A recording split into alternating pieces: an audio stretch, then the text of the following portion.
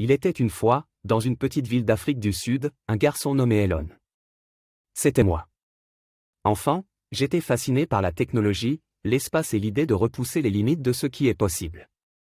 Je passais des heures à lire des livres sur ces sujets, rêvant d'un jour où je pourrais contribuer à façonner l'avenir. À l'âge de 17 ans, j'ai quitté l'Afrique du Sud pour poursuivre mes études aux États-Unis. Ce n'était pas facile.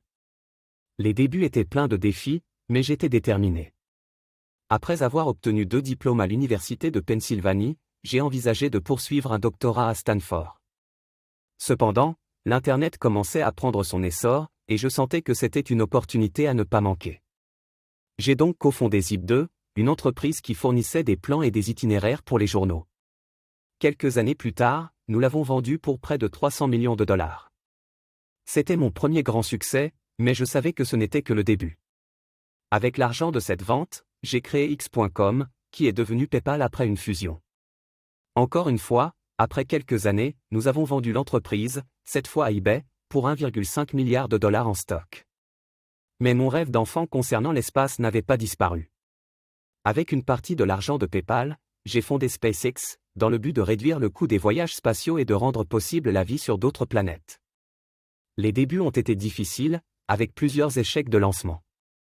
Mais en 2008, notre fusée Falcon 1 est devenue la première fusée privée à atteindre l'orbite terrestre. En parallèle, j'ai également fondé Tesla Motors, avec l'ambition de prouver que les voitures électriques pouvaient être meilleures, plus rapides et plus amusantes à conduire que les voitures à essence. Malgré les sceptiques et les défis, Tesla est devenue une force majeure dans l'industrie automobile. Il y a eu aussi SolarCity, pour révolutionner l'énergie solaire, et Neuralink, pour explorer les interfaces cerveau-machine. Chaque étape de mon voyage a été guidée par une vision et une passion pour l'innovation. Il y a eu des moments de doute, des moments où tout semblait perdu.